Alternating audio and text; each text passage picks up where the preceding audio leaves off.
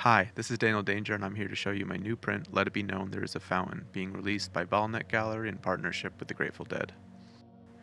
Despite being raised on punk music, I was always fascinated by the Grateful Dead's wall of sound, this monolith built of speakers and guitar amps raised up into the sky by this questionable structure wrapped in wires and looming over the audience. I know it came from a logistical technical problem of underpowered PAs of that era, but it did always feel like it was meant to invoke sort of a cathedral. I'm a huge music gear nerd, so I was immediately drawn to this.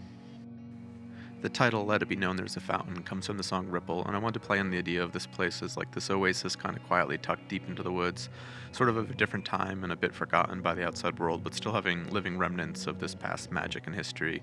You know, the wall of sound disappearing into the forest, the painted buses forming a barrier around this glowing spring that you would maybe never notice unless you unknowingly came right to its edge.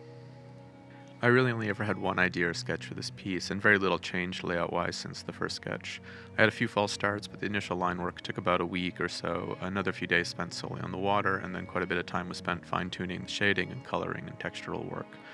This was the main drawing when it was mostly done. Water is a giant pain in the ass to draw, especially in such a limited tonal medium such as screen printing, so I kind of challenged myself with this. Getting the glow right was really crucial to any of this working. The regular blue and green editions are each 9-color screen prints, and the two variants are 13-color screen prints. However, they are structured and layered completely differently in the early layers, and only the shading and final line work layers are shared between them. I even made a chart to explain this to the printer I work with, because even I was confused. The 9-color version is a bit more straightforward and more in line with how most of my prints function. Each layer generally nests into the one beneath it as they step outward with reductive line work, similar to how a traditional woodblock print would be done. First, a series of progressively darker blues build out the waterfall, a light blue base layer first, a mid-blue creating the highlights, and then a darker purple blue bringing in some of the shadows and definition. Then comes a mid-purple, sort of giving a rich base layer for the line work that's yet to come, while getting some color definition for the glow in place. This is followed by 2 transparent dark purple ink layers that just sort of step back the area around the spring, 1 and 2. These are subtle, but they make a big difference. The first layer of the main line work I ended up chopping up and printing at about half the opacity of the rest of the illustration, just to put a separation between the line work immediately surrounding the water and what's further up into the rocks. Then comes the rest of the main line work, but that's not totally black either. It's more of a rich, muted, darker blue in this case. It falls somewhere around 70% on a grayscale chart. Nestled into that and trapped back a few pixels is sort of the glue that holds everything together, the final darkest color that is primarily texture and splattering for sort of a natural warmth, and the hardest shadows that make the obvious jump from the half-opaque line work to the fully opaque one barely noticeable. Traditionally, the more realized line work layer is called the key line, which acts as sort of the keystone to the print that sort of cements the whole print together and all the colors underneath. But in this case, it's this final textural layer.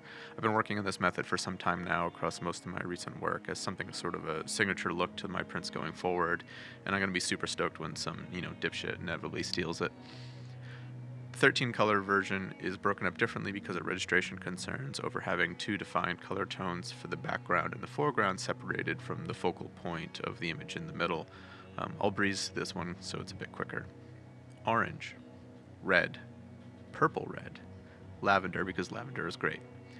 Sort of a muted light teal for the sky highlights, a mid-purple, a dark purple, kind of a crimson-y purple red, and then the 2 transparent shader layers from the 9-color version, boom and boom, and then the transparent line work layer, boom, and then the solid line work layer, also boom, and then finally the darkest textural keyline layer, boom. And there you go, that's kind of how it comes together. This print's going to be available through Bottleneck Gallery, with eventually artist-proof copies available through me. Random copies will have a secret print on the back of the image, but we're not going to tell you what that is, and maybe you get one, maybe you don't. All right, thanks everyone.